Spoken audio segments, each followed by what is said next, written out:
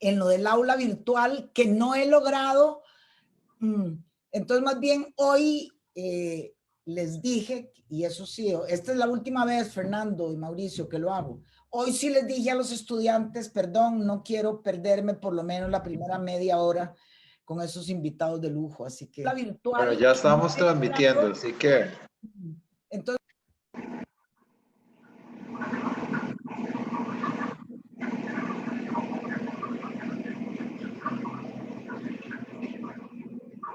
tenemos unos segundos que viene la promoción de inicio.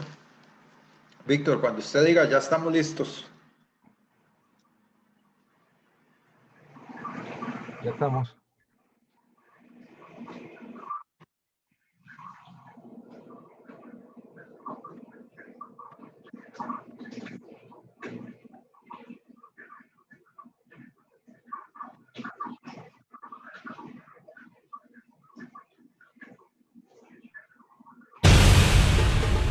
Voces y política. Polémica. Debate. Voces diversas. Voces críticas. Análisis. Perspectivas. Voces y política. Voces y política. Polémica, debate, análisis, voces diversas y críticas, todos los miércoles a las 5 de la tarde. Una producción de la Escuela de Ciencias Políticas y el programa Kioscos Socioambientales. Es las 5 de la tarde, le damos la bienvenida a una nueva emisión de Voces y Política desde la 96.7 en FM de Radio Universidad. De parte del equipo de Kioscos Socioambientales les saluda Mauricio Álvarez y mis compañeros de producción. Fernando Celedón, buenas tardes. Patricia Mora, encantada de estar aquí. Así es, y les esperamos que se queden a todos y les invitamos que se queden hasta las 6 de la tarde en sintonía acá de Voces y Política. Hoy vamos a hablar del Acuerdo de Escazú. Es ahora o nunca. El 28 de septiembre del 2018, 23 países firmaron el Acuerdo Regional sobre el acceso a información, participación pública y acceso a la justicia en asuntos ambientales en América Latina y el Caribe, inaugurando así el camino de las ratificaciones por parte de los estados firmantes.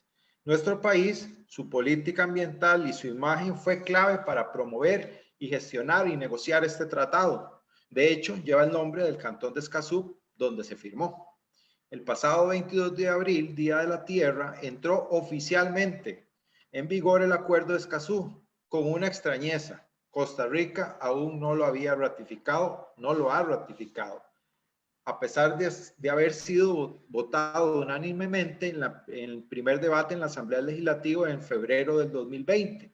Una decisión que la Corte Constitucional costarricense ordenó retrotraer todo el procedimiento de aprobación en agosto del 2020.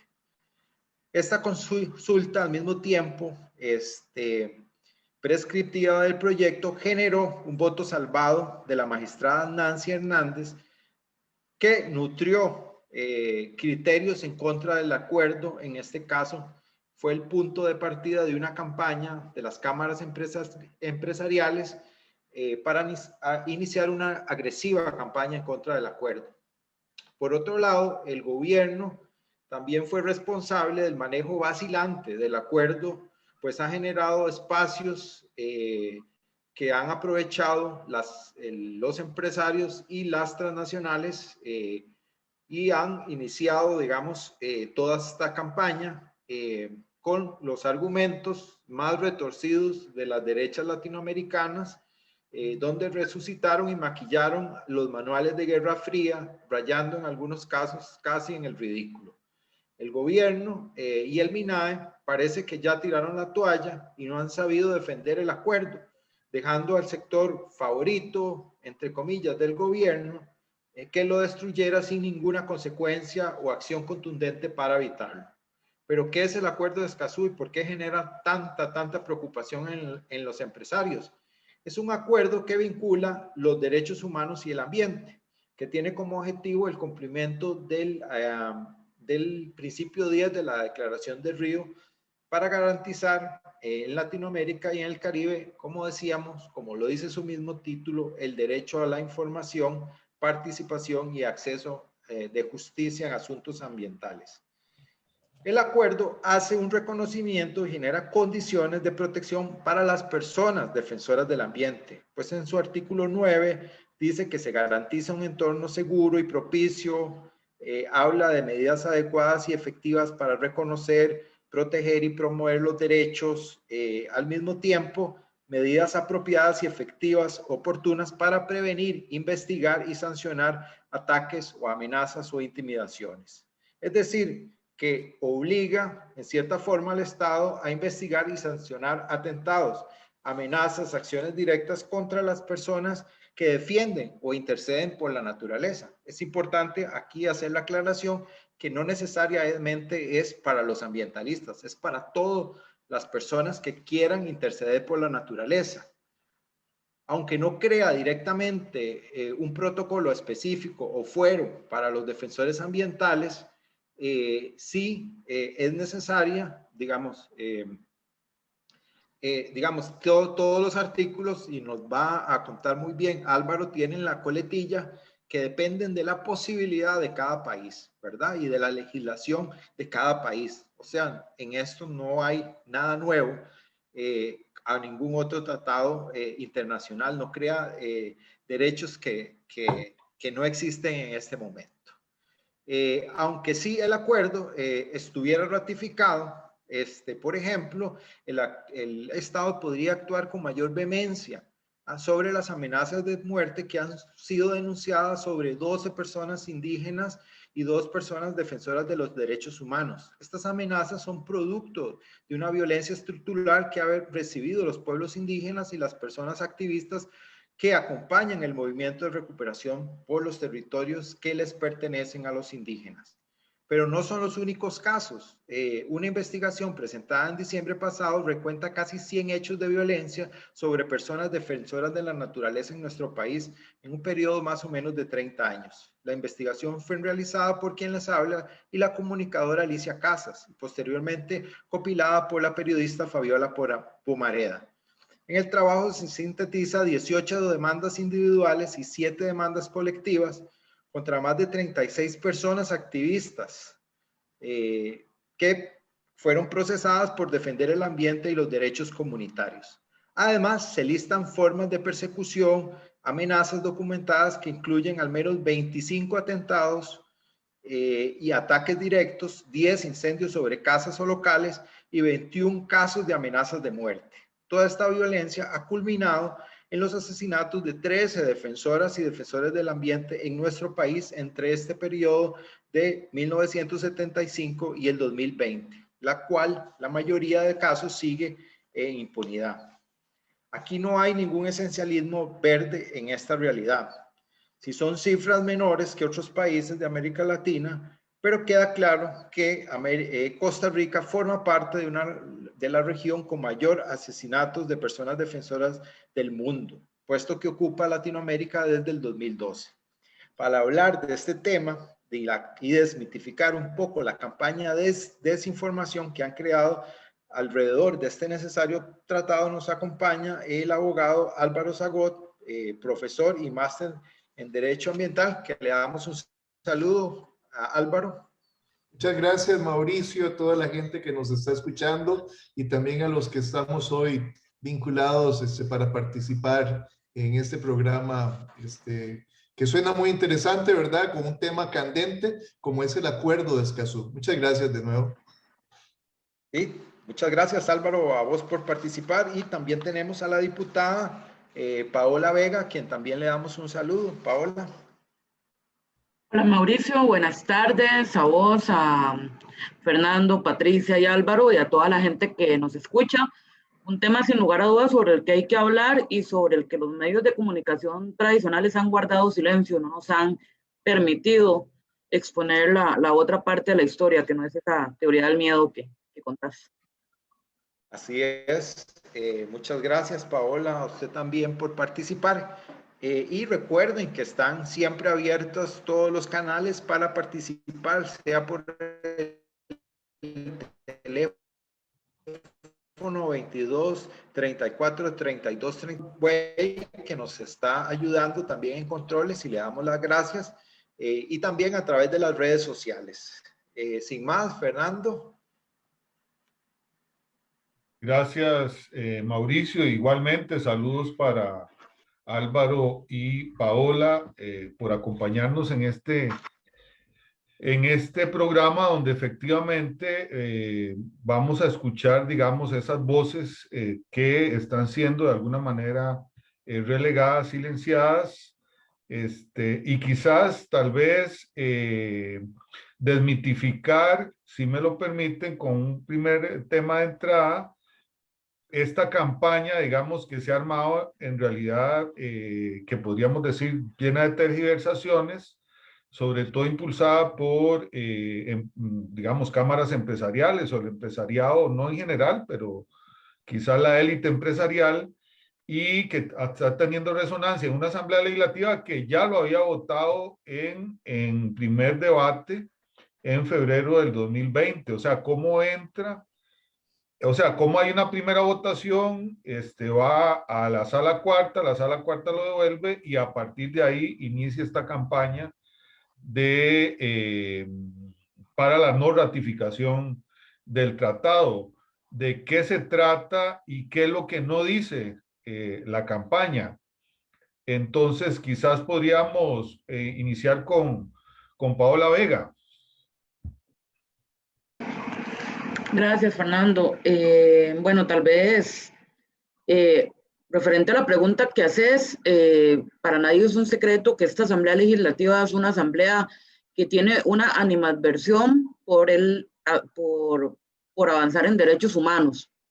No importa de cuál arista hablemos, no es una asamblea que vea propicio la necesidad de avanzar en derechos ambientales, laborales, de género, ni nada por el estilo. Pero particularmente en el tema ambiental tenemos una mayoría de diputados que siguen bajo el credo anacrónico de que el tema ambiental es enemigo del desarrollo.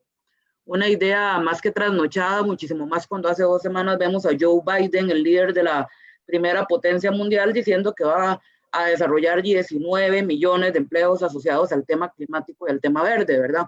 Es una asamblea donde lamentablemente siguen persistiendo pensamientos que consideran el modelo de desarrollo tradicional de explotación de recursos y que consideran que cualquier avance en materia de desarrollo es un retroceso cualquier avance en materia ambiental es un retroceso en materia de desarrollo. Esto se suma también a lo que muchas élites empresariales manejan. Esto no es nuevo, las mismas que hoy andan haciendo lobby contra el Acuerdo de Escazú lo hicieron en su momento contra el Acuerdo de París. Cuando nos tocó ir a negociar el Acuerdo de París a la Asamblea Legislativa, surgieron las mismas dudas y los mismos cuentos, y pasa también con todos los proyectos de ley que tienen de alguna manera algún corte ambiental, ni siquiera radical porque estamos hablando de avances mínimos que no solamente ya forman parte de un consenso global, sino que ya están en nuestra legislación. Dicho esto, quería ir al segundo punto, y es que lo que yo siento, Fernando y compañeros que estamos aquí, es que también esto se acompaña por un desconocimiento muy grave e imperdonable de la legislación ambiental costarricense. Cuando los sectores empresariales dicen que todo lo que va a aportar el Acuerdo de Escazú es nuevo para Costa Rica y que va a implicar cambios, a mí lo que me dice es que no se han leído ninguna ley ambiental, porque Costa Rica, desde que ratifica los acuerdos de la Convención de Río y la Convención de Río más 20, rediseña su marco normativo ambiental de una manera tan generosa que hoy por hoy todos estos temores que ellos tienen ya están contenidos en nuestra legislación. La reversión de la carga de la prueba, la participación pública, la información. Lo que viene el tratado es a robustecerlo y a establecerlo en un marco de cooperación regional, por supuesto. Y lo mismo nos pasaba con la ley de aguas. La ley de aguas cambiaba algunos temas, actualizaba la ley de aguas, pero otros temas los dejaba exactamente igual que como están desde 1949. Por ejemplo, el tema de tener que dejar un área de protección alrededor del cuerpo de agua. ¿Con qué nos topamos cuando la negociamos? Que el sector ganadero, el sector empresarial vino a decir, ¿cómo que yo tengo que venir a proteger un área, a dejar un área de protección del cuerpo de agua? Y yo les decía, pero señores, esto está en nuestro ordenamiento jurídico desde el año 49, o sea que ustedes no lo cumplen. Entonces yo creo que ahí se combinan esas dos cosas, ¿verdad? Una necesidad de anclarse a esa visión obsoleta del ambiente como enemigo, pero también un desconocimiento profundo de la ley costarricense, que lo que nos deja de duda es que hasta qué punto la estarán cumpliendo actualmente. Gracias, tal vez para abonar, porque ya Paola me agotó todos los temas. Bueno, el asunto es importantísimo señalar una precisión respecto a lo que vos estabas exponiendo, Mauricio. Y hablo de vos porque en realidad, para que se sepa, desde hace muchos años lo conozco a Mauricio. El punto es que no hubo un voto salvado de parte de Nancy Hernández, sino que en realidad fue una nota aparte. Y de ahí es precisamente donde se han guindado, por decirlo de alguna manera, diferentes empresarios, incluso hasta un abogado de mucho renombre, para decir que Sala Constitucional dijo algo sobre la inversión de la carga de la prueba. Eso hay que decirlo totalmente como es. O sea, aquí las cámaras empresariales y algunos diputados están diciendo falsedades. ¿Por qué? Bueno, porque la inversión de la carga de la prueba en realidad la tenemos para materia tanto contencioso administrativa como administrativa, y así lo ha reconocido, o sea, la Constitucional lo tienen más que claro, porque desde el 2008 en la Ley de la Biodiversidad, artículo 109, se señala esa inversión de la carga de la prueba cuando se trata de daños ambientales que se tengan que verificar, ¿verdad? Porque siempre es una parte muy pesada, y pues así lo ha manejado el Tribunal Ambiental y diferentes instancias, como lo señalaba. No opera para la parte penal, y eso nada más hay que aclararlo porque está previsto así en la Constitución por un principio de inocencia. Pero todo lo demás que estén hablando, lastimosamente están tratando de embarriar una cancha, porque como lo dice Paola, se ha tomado el asunto ambiental como enemigo del desarrollo, cuando precisamente tenemos abierto una serie de mercados verdes importantísimos. Vean ustedes lo que significa en cifras el turismo ecológico para Costa Rica hoy en día, pensando incluso post pandemia. Y todavía hay muchos turistas que vienen a Costa Rica a ver cosas verdes. Los turistas no vienen a ver sembradíos de piña que han arrasado con bosque ni nada por el estilo. Entonces yo quisiera hacer esa precisión, que el acuerdo de Escazú está lleno de falsedades creadas por las cámaras empresariales cuando desconocen de que en participación ciudadana la Sala Constitucional había tenido una línea muy interesante, pero luego la cambió. Y yo creo que ahí es donde vendría a operar el acuerdo de Escazú. Pensemos, y relato dos casos importantes, que la duda siempre es, bueno, ¿y en qué nos ayuda el acuerdo de Escazú si estamos diciendo que ya todo lo tenemos incorporado al sistema? Sí. Por ejemplo, en el caso de el agua de Sardinal, la gente de la comunidad presenta un recurso de amparo, la Sala Constitucional falla en contra de la comunidad diciendo que el derecho de participación ciudadana no es un derecho de rango constitucional. Yo creo que con el acuerdo de Escazú, que es un acuerdo para resaltar la participación ciudadana, el derecho de información y el acceso a la justicia, vendría a cambiar sentencias como esa que ha dictado la Sala Constitucional. Otro factor también que me parece muy importante que se vendría a cambiar con el acuerdo de Escazú es que en el reglamento de procedimientos ante SETENA se señala como una situación de discrecionalidad cuando tienen que hacerse las audiencias públicas. Lastimosamente, pues así es muy laxa y nuestra normativa, y tendría que reglamentarse lo de las audiencias para no dejarlo a criterios de la comisión plenaria en SETENA. Son dos de los aspectos importantes. Pero, ¿qué han dicho las cámaras? Que aquí ahora cualquier hijo de vecino va a venir a parar proyectos, van a venir a reclamar que las audiencias públicas, van a venir a reclamar que las medidas cautelares van a frenar todos los proyectos. No, señores ni señoras.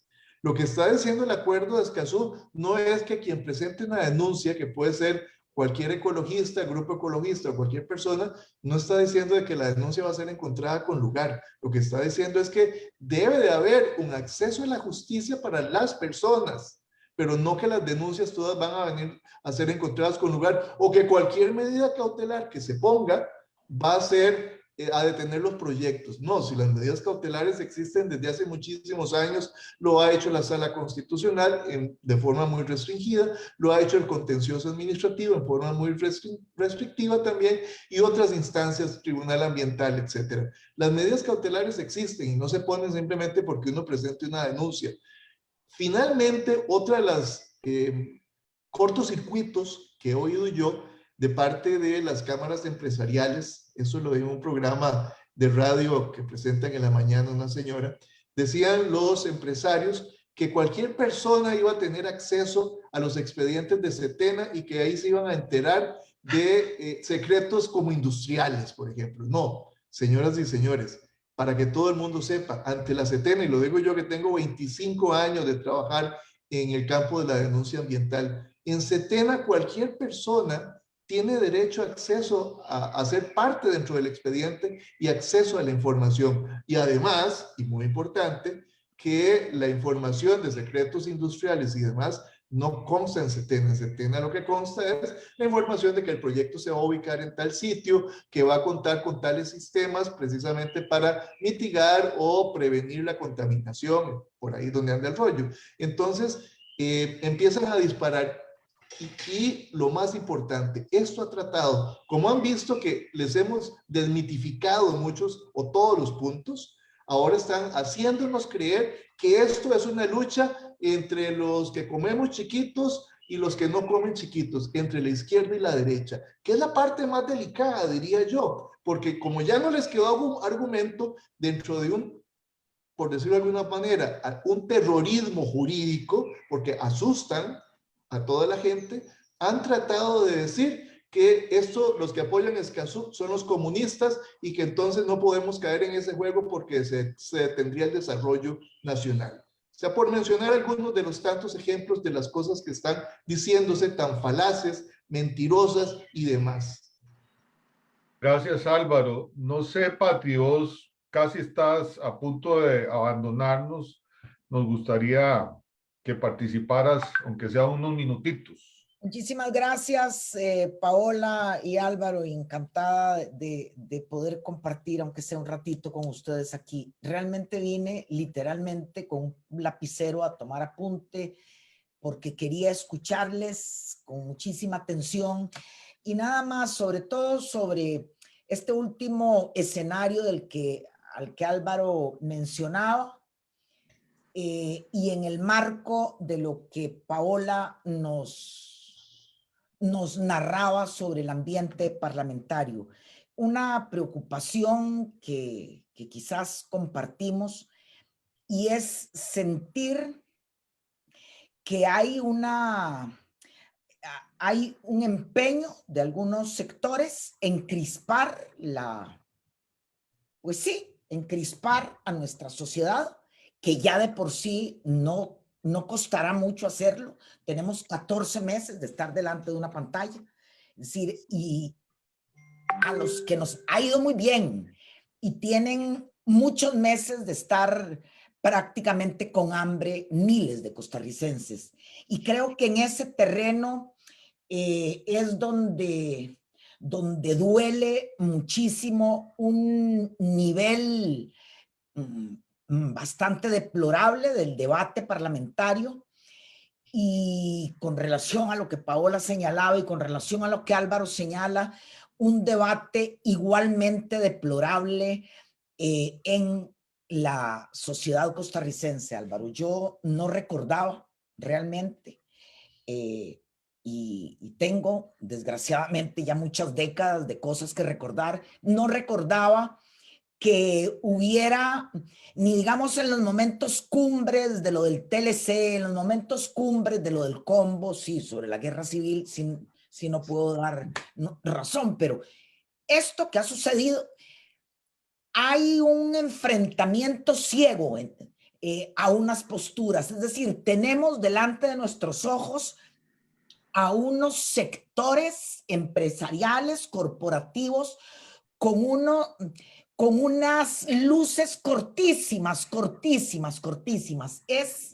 Recuerdo, como hubiera dicho Franz Hinkelamer, o como lo dice hoy, pero como lo dijo en aquel escrito suyo, es que no se dan cuenta de que están cortando la rama en la que ellos también están sentados. Y eso, escuchando el otro día, el domingo, en un programa organizado por La Nación, eso es lo que sentís. Lo he sentido 2 veces. Este domingo a propósito del acuerdo de Escazú, y un día que conecté la Comisión de Hacendarios, en donde se discutía los recortes presupuestarios para este 2021. Y decís, aquí algo cambió radicalmente en este país. Es que lo conocemos bien, porque es pequeño, porque nos es demasiado querido. Aquí algo cambió, quizás para desgracia de las enormes mayorías de nuestra ciudadanía. Muchísimas gracias, Paola, y muchísimas gracias, Álvaro, por ser voces tan lúcidas en medio de tanta confusión. Gracias a vos, Patricia Mora. Desde hace varios programas venimos diciendo que pasan los días y nos sentimos menos democráticos, ¿verdad? Menos inclusivos, alejándonos de un modelo del país, por lo menos al cual se aspiraba en algún momento. Claro que tenía sus limitaciones, pero de una manera distinta. Y bueno, no, agradecerte la participación. Patricia, te vas a quedar aquí un ratito más, me imagino, pero en algún momento tendrás que... Yo tengo la pregunta, digamos, yo trato de explicarme cuál será la razón, porque esas parecen ser como excusas, digamos, toda esta mitología que se ha creado parece más excusa que el fondo de las preocupaciones. No sé, Paola, vos que has estado más cerca, digamos, de estos espacios de poder, por lo menos en la Asamblea Legislativa, que es una representación de lo que pasa, por lo menos en los grupos que concentran el poder en este país, y que de paso lo están tratando de hiperconcentrar más con las leyes que se están gestando, por lo menos de empleado público, y las que ¿cuál es el fondo? Digamos, ahí Patricia le da como al clavo en el sentido de que quieren crispar, ¿verdad? Y ciertamente, al mismo tiempo que quieren crispar, es un tema totalmente electoral, o sea, tanto que hay un candidato con cuñas hablando como si fuera el TLC aquello, ¿verdad? Como si fuera otro contexto, hablando del pacto con los socialismos, del pacto del socialismo, cosas así, ¿verdad? Demasiado tergiversadas, ¿verdad? Entonces uno dice, ¿cuál es el fondo? Digamos, ¿qué es la molestia que tienen los sectores empresariales? ¿Verdad? Uno siente que en algún momento dijeron acoso, ¿verdad? Que estaban sufriendo acoso ambiental, y piensan que cualquier cosa que venga del ambiente, han cuestionado siempre a los ministros, ¿verdad? De ambiente, o sea, cualquier cosa que venga del ambiente parece ser una incomodidad, parece que cualquier forma de participación, de consulta, o simplemente no hacer las cosas como a ellos les da la gana, ¿verdad? Porque no le puedo decir diferente, no lo puedo, digamos, como rebajar o maquillar, simplemente arman una campaña que finalmente está perjudicando al país ¿verdad? De manera tal vez muy absurda, porque no necesitan hacer este show público para sabotear una ley, digamos, lo podrían hacer como lo negocian siempre o como lo sabotean siempre, sin necesidad de hacer además este papel, ¿verdad? Sí, yo me quiero agarrar un poco de lo último que decía Patricia, y yo también coincido, creo que algo cambió. Creo que hasta el momento, por lo menos de lo que yo llevo de estar en la vida política, los debates seguían dándose en el medio de un espectro. No se iban como a tesis tan radicales en temas como recortismo, como ataques al Estado Social de Derecho, cosas así. Había como un cierto pacto tácito entre las clases políticas de que nos íbamos a mover dentro de un espectro. Y cuando alguien se quería salir de ese espectro, la negociación solía tener más pudor, solía ser a puerta cerrada entre las élites y no nos dábamos cuenta. Creo yo que en este cuatrienio las élites hallaron una posición muy cómoda y muy condescendiente a sus intereses. Por un lado, una asamblea legislativa que básicamente acepta como dado todo lo que se les dice y no lo cuestiona, pero por otro lado, un poder ejecutivo que ha privilegiado, porque yo digo, el poder ejecutivo tiene que escuchar a todos los sectores, pero ha privilegiado escuchar a las élites. Y yo, pese a que sea mi gobierno, tengo que ser honesta y denunciar que no estaríamos en este escenario con el acuerdo de Escazú si el Poder Ejecutivo no hubiera decidido dar un impas, no convocarlo por un larguísimo periodo de tiempo, mientras atendía las preocupaciones que no son preocupaciones de la Cámara de Industrias, los ganaderos y demás, que de un inicio se sabían que no tenían ni pies ni cabeza. ¿Qué debió haber hecho el Poder Ejecutivo? Decir en ese momento estas mentiras y estas falsedades no son de recibo, llevar a los especialistas, hacer las explicaciones como las que don Álvaro nos acaba de hacer con temas sobre datos confidenciales, sobre la carga de la prueba. Yo digo, ¿por qué lo que hizo? Doble check, con desmentir los argumentos no lo pudo haber hecho el Ejecutivo con sus ministros. Y decir, seguimos adelante, es un compromiso de Estado. Y no solamente eso, sino que el país dio la cara a la comunidad internacional por este tema, que es otro tema que me gustaría que tocáramos más adelante. Si Costa Rica falta su palabra como líder negociador del Acuerdo de Escazú, este impacto en la imagen de Costa Rica a nivel internacional se va a reflejar de muchas maneras, entre ellos plata. Para los que solo les importa la plata, Costa Rica recibe hoy cooperación como premio a sus políticas verdes y en el momento que falla, bueno, va a dejar de ser el país ideal para recibir estos fondos y lo va a hacer otro.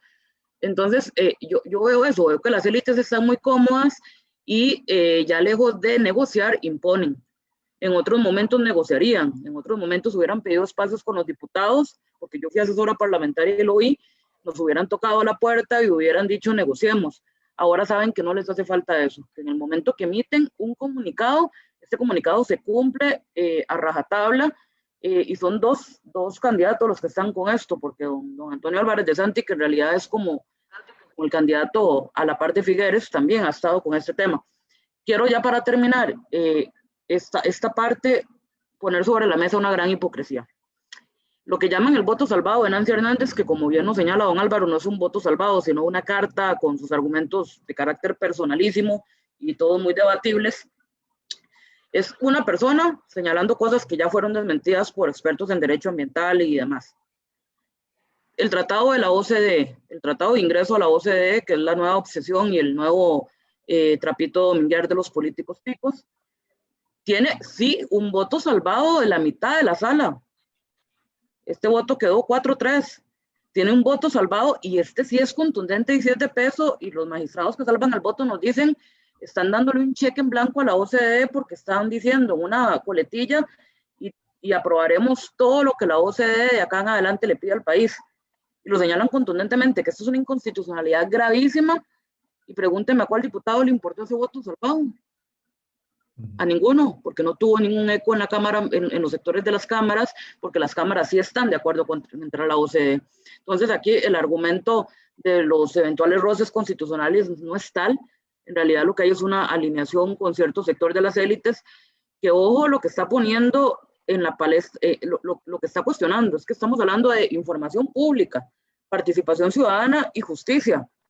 ¿En qué momento y en qué país, a qué país estamos llegando a ser?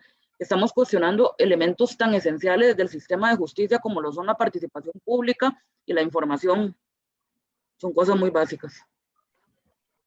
Para agregarle a esto y abonarle lo que está diciendo Paola, también muy importante, Paola hizo la crítica a su partido, ¿verdad? Al Poder Ejecutivo, que efectivamente, y eso Mauricio y demás gente que nos está escuchando, es importante destacarlo. O sea, ¿dónde está el Poder Ejecutivo? ¿Por qué no han entrado a cuestionar lo que dicen? Hasta hoy, en el Extra, vi un criterio ahí de la ministra Mesa de Ambiente señalando que se va a llegar a esclarecer todo lo oportuno. Hasta hoy, después de tantísimos meses de discusiones, yo creo que lastimosamente le podría haber llegado tarde ya lo que vayan a hacer, pero bueno, Poder Ejecutivo nos dejó botados. El poder, como dice Nicolás Boglín, el Poder Ejecutivo dejó huérfano al Tratado de Escazú, al Acuerdo de Escazú. Pero yo aclaro otra cosa dentro de esas dudas que vos tenés del por qué está ocurriendo todo esto. O sea, ¿qué pasa con el Poder Judicial? ¿Qué papel juega el Poder Judicial? Cuando la Sala Constitucional emite el criterio y dice que esto tiene que devolverse incluso antes del primer debate, porque nunca fue consultada en la Corte Plena, entonces, bueno, se cumple con ese requisito, se envía a la Corte Plena, y la Corte Plena, ¿cuál es uno de los argumentos que expone? O el principal argumento, que no hay presupuesto dentro del Acuerdo de Escazú para que el Poder Judicial asuma esa cuestión de evitar los riesgos del acceso a la justicia o de no acceso a la justicia.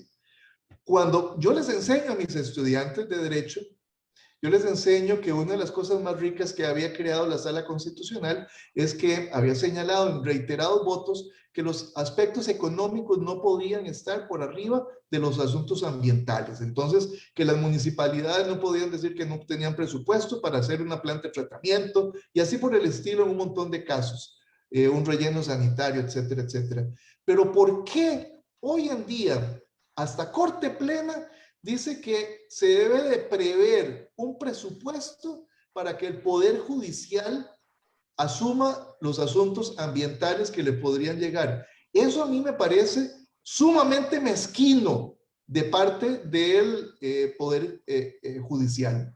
O sea, venir a rechazar casi un acuerdo de derechos humanos fundamentales que no se aplique, que no se ratifique en Costa Rica, un acuerdo de derechos humanos fundamentales, porque el Poder Judicial no tiene presupuesto, pero ellos sí tienen toda una línea de reiterada jurisprudencia que en materia ambiental alegar que no hay plata no es un argumento. Eso a mí me deja con un gran cuestionamiento, que me lleva entonces, ¿quiénes nombran los magistrados?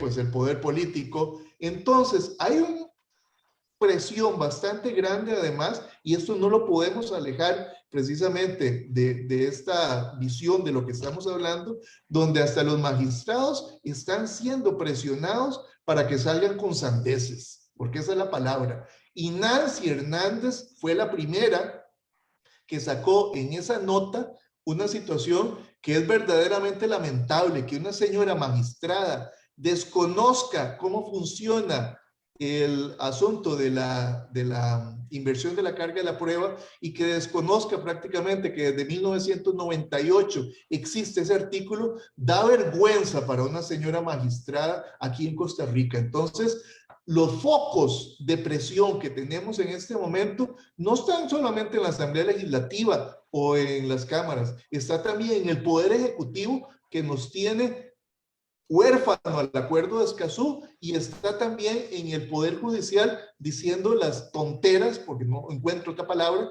que estaban diciendo que lo que dicen violenta derechos humanos fundamentales.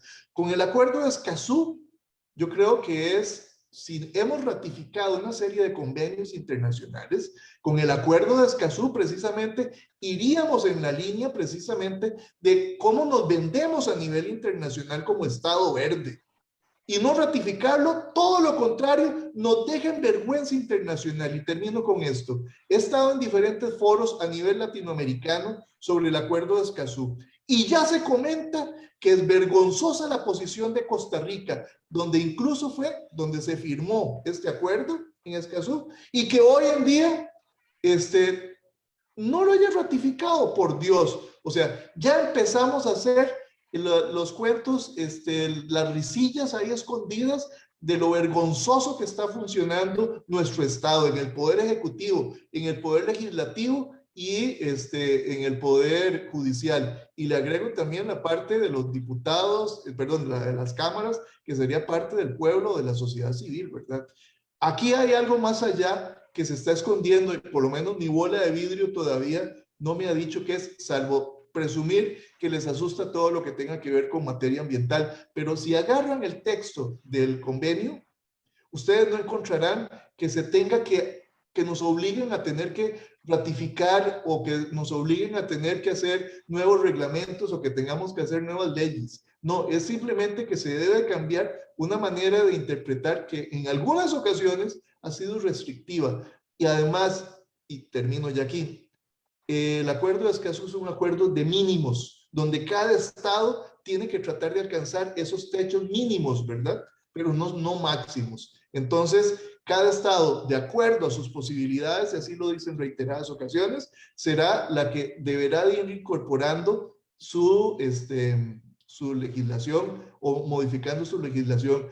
Argentina, Panamá, imagínense ustedes, Panamá, México, etcétera, ya ratificaron. La OCDE ha señalado ya en comunicados de que ellos están a favor del acuerdo de Escazú, o sea que ni siquiera eso podría ser una excusa porque con lo que se persignan las cámaras empresariales y quieren la OCDE, ya ha dicho que quieren que sus miembros hayan ratificado el acuerdo de Escazú. Entonces, por favor, que no nos vengan aquí con cuentos y casi que digan qué es lo que están pretendiendo o que digan de una vez que el derecho ambiental en Costa Rica debe ser abolido, no sé, como han dicho tanta tontera, podrían decir hasta algo por el estilo.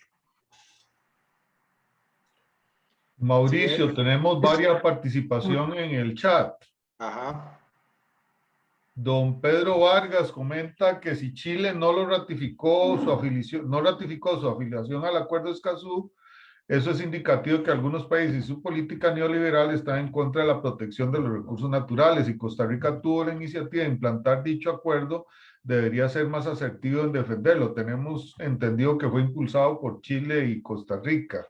Don Gerardo Acevedo comenta desde la Fortuna de Bagaces que es escandaloso que los diputados, el presidente, ministros y el ejecutivo se opongan al acuerdo de Escazú. Desde el primer gobierno de Oscar Arias han dado cambios, pero los campesinos siguen sin tener voz. Las cámaras empresariales de extrema derecha quieren hacer desaparecer al sistema democrático para poder actuar a su antojo. Son dos comentarios de don Pedro Vargas y Gerardo Acevedo, Mauri. Para referirme al comentario de la persona que habló sobre Chile, es importante también recordar en qué es lo que estaba pasando en Chile en ese momento. Chile estaba teniendo un conflicto internacional con Bolivia para el acceso al mar.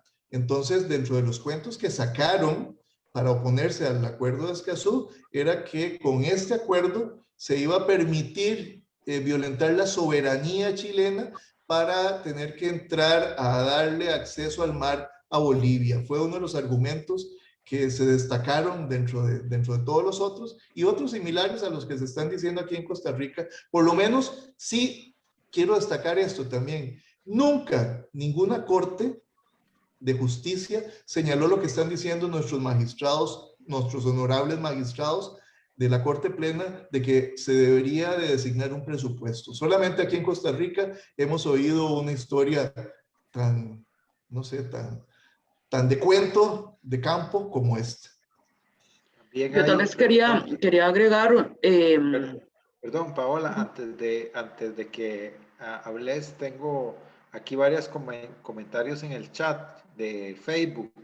Okay. Mario León, muy buen tema. La diputada Vega es la única dentro del PAC que ha sido coherente y responsable. Ni pareciera del PAC, le dicen, debería estar mejor en otro partido. Bueno, ahí ya le están ofreciendo otra casa, parece. También Luis Bernardo, mi vecino, aquí está diciendo el acuerdo de Escazú es un asunto que va más allá de su aprobación. ¿No les parece que es una forma, no les parece que es una clara debilidad de nuestro poder formal para atender asuntos relevantes del país? de frente a los grupos del poder real y por otro lado muestra la poca integración de los grupos ambientalistas llenos de intereses particulares. Ahí también regañándonos, como siempre, Luis Bernardo muy agudo. Magali González nos dice, qué lástima que hay poca gente. Si fuera un diputado haciendo el ridículo, como muchos lo hacen, esto estaría lleno de gente, ¿verdad? Y bueno, ahí siguen los comentarios y saludos para ustedes dos. Ahora, Paola, parece muy importante cuál podría ser el escenario en Asamblea Legislativa. Sí, parece que si hoy se presentara el acuerdo sería rechazado, digamos, porque no parece haber los votos suficientes para aprobarlo. Entonces, ¿cuál sería el escenario inmediato, verdad? ¿Sería posible prácticamente lo que le queda de combustible al Ejecutivo? Pareciera que su máximo esfuerzo podría ser tirarlo a la siguiente administración, a la siguiente legislatura, con la incertidumbre que eso produce, ¿verdad? Y el mensaje que eso podía producir ante un eventual rechazo de una Asamblea Legislativa dominada ya en una campaña electoral total y definitiva, ¿verdad? Sin mayor intereses en los temas nacionales, más bien todo tomándolo como campaña política dentro de la Asamblea Legislativa. ¿Cuál es el escenario que nos queda ahí? Bueno, a nivel de aritmética, en este momento la mayor parte de fracciones ha salido tajantemente y sin algún argumento a decir que se oponen al acuerdo de Escazú porque imposibilita el desarrollo, muy guiados por un texto que les hace Otto Guevara al respecto. Yo me voy a sumar al regaño de don Bernardo y decir que no, digamos, todos los argumentos que han dado aquí el sector empresarial son básicamente un copy-paste de lo que han dado los empresarios alrededor de otros países del mundo. O sea que tienen una lógica articulada a nivel regional y a nivel global, porque lo hemos visto también en otras discusiones como el tema de plásticos y demás, que comienzan a repetir los argumentos. Y lamentablemente, quienes defendemos el acuerdo nos ha faltado esa articulación. Nos ha faltado poder incidir y golpear la mesa de una manera más organizada, y creo que ese es el reto. Hacerle ver a los diputados que hay una gran población de Costa Rica que quiere el acuerdo y finalmente que son votos, ya que todo lo ven en términos de votos para las elecciones, ¿verdad? Que se quiere el acuerdo. Les decía, bueno, Nueva República, el PUS, con excepción de doña María Vita Monge, han dicho que se oponen al acuerdo de Escazú. Restauración Nacional ha guardado silencio hasta el momento. Y el PLN creo que va a ser el actor clave que nos va a definir qué va a pasar con el acuerdo de Escazú. O en este momento tienen una pugna, hay diputados muy valientes que lo defienden y que se han dedicado a explicarlo y han intentado lo imposible, como doña Karine Niño, por ejemplo, pero hay otro grupo encabezado por Antonio Álvarez de Santi, Carlos Ricardo Benavides, que se sigue oponiendo al acuerdo y que está haciendo esta presión para que la fracción no lo vote. En el medio hay algunos que tienen posiciones intermedias, que esto es lo que creo que va a terminar pasando, y hablan de cláusulas interpretativas. Como ustedes sabrán, ¿verdad?, de este tipo de acuerdos, por ser negociado por otro poder, pues no se le pueden hacer cambios de fondo, pero existe una figura que se llama la cláusula interpretativa, que sirve como para poder dejar claro en el debate algunas precisiones. Lo que ellos quieren, este grupo, son cláusulas interpretativas que interpretan lo obvio.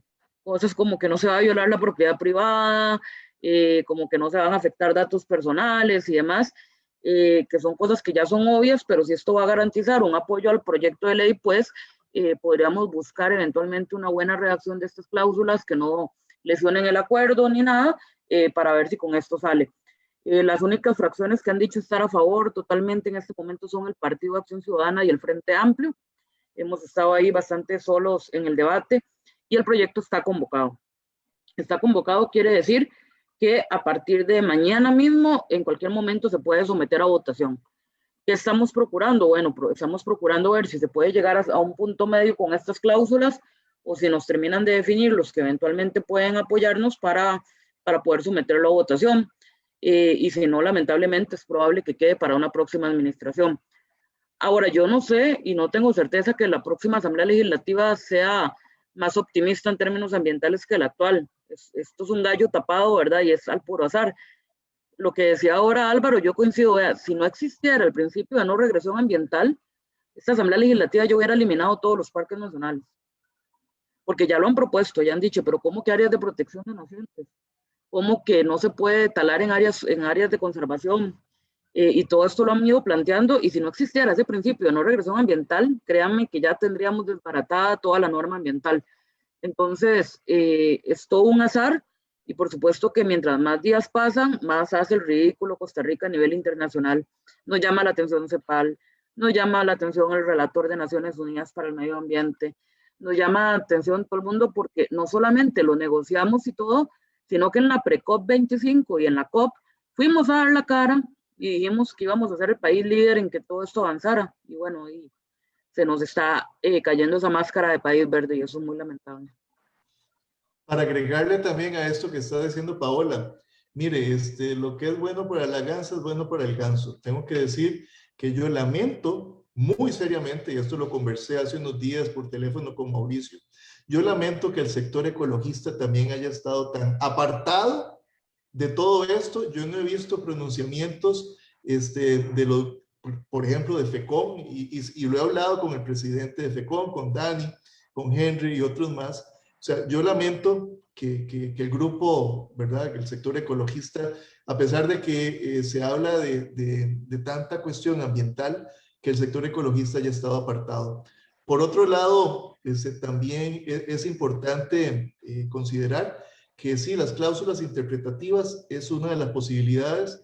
No se permite hacer una reserva porque en tratados de derechos humanos está prohibido, y de hecho lo tiene como una coletilla que lo tienen todos los tratados de derechos humanos, de que no se puede hacer una reserva, o sea, que no se puede decir que tal cláusula no aplica para Costa Rica, pero sí se pueden hacer cláusulas interpretativas. Si no me equivoco, en México se aprobó con varias de esas cláusulas, y entonces pues es una opción. Yo creo, y me preocuparía muchísimo, ¿verdad?, que lo entráramos a discutir ahora con este ambiente tan politizado hacia una futura elección.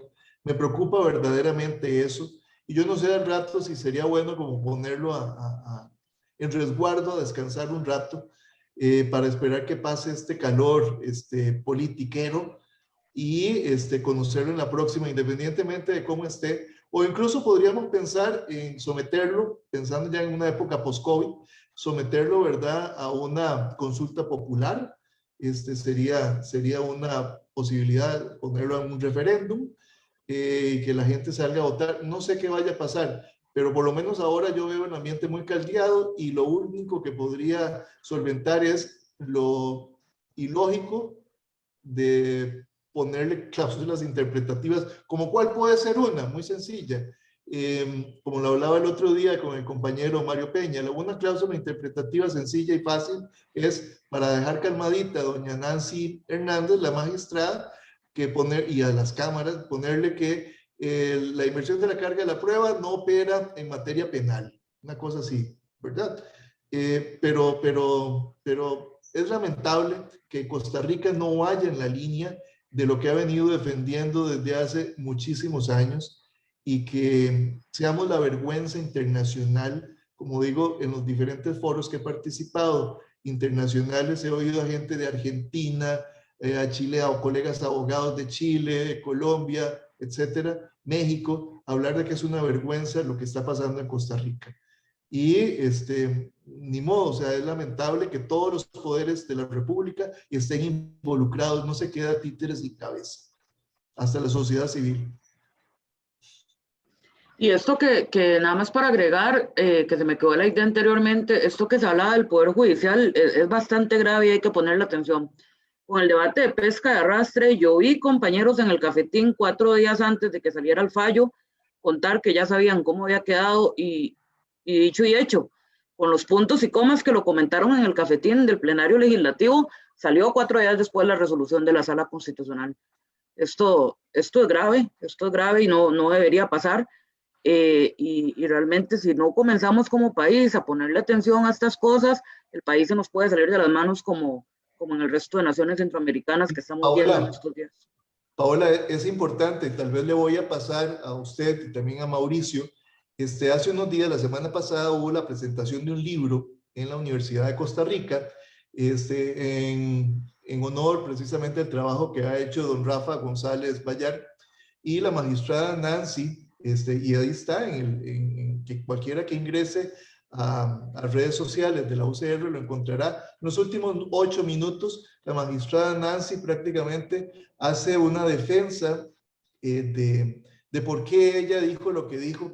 Y no sé, a mí el espíritu que me queda de esa defensa, de haber protegido la inversión de la carga de la prueba, que no operara en materia penal, no sé, me sonó tan feo, pero tan feo, que yo verdaderamente lamento que ella hiciera lo que hizo. Y bueno, y luego incluso hasta entre a defender esa posición que para mí me parece que es indefendible en algo que iba a quedar grabado y que ahí está, ¿verdad? Yo creo que vuelvo a decir, me da vergüenza lo que estamos haciendo aquí en todos los poderes de la República y hasta en la sociedad civil. Creo que ha sido un llamado importante. También contarles que yo estuve dialogando con la ministra para invitarla, y bueno, si bien ella no puede, pues dejó las puertas abiertas. Creo que es necesario abrirle, con todas las críticas que le podamos tener al gobierno y al ejecutivo, hay que abrir puertas y lograr realmente que haya una defensa a todo nivel, ¿verdad? Del acuerdo. Creo que nos vamos con esa idea de entre dejarlo dormir y darles la salida a las cámaras y a los diputados que les están pidiendo seguramente financiamiento para campaña política, la oportunidad de darles las cláusulas interpretativas como una salida para el ridículo verdaderamente que han hecho con esas interpretaciones, ¿verdad? Y creo que es muy difícil después de haber dicho ese tipo de cosas que uno se pueda desdecir, ¿verdad? De alguna forma hay que darle alguna salida más o menos digna para evidentemente, para un asunto de forma, ¿verdad? Mauricio, y de cuando un ser humano se equivoca, ¿verdad?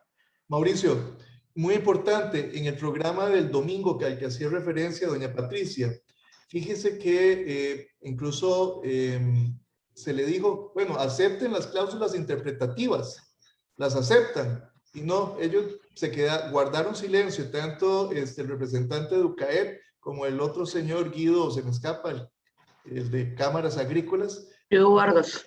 Sí, Vargas. Se quedaron callados, y lo único que hallaron por decir es que como el acuerdo de Escazú hablaba de participación ciudadana, que no hubo participación ciudadana, entonces el acuerdo no sirve para nada. O sea, uno dice, por favor, o sea, sean más serios. Eso es lo único que encontraron como defensa finalmente. Gracias a Álvaro Zagot y a Paola Vega. Como lo dijo Mauricio, queda una agenda hacia adelante y bueno, a despertar en el tema de defensa de los derechos humanos ambientales y tratar de recuperar, diría yo, el liderazgo que se tenía. Porque creemos en la autonomía universitaria, defendemos la educación superior pública y luchamos por una acción social comunitaria desde la U pública. Nos despedimos y agradecemos su sintonía y nos estamos encontrando en una nueva edición de Voces y Política dentro de una semana. Buenas tardes y muchas gracias. Voces y Política. Escuchó Voces y Política, una producción de la Escuela de Ciencias Políticas y el programa Kioscos Socioambientales. Escúchenos el próximo miércoles a las 5 de la tarde por Radio Universidad 96.7 FM. Voces y Política. Polémica. Debate. Voces diversas. Voces críticas. Análisis. Perspectivas.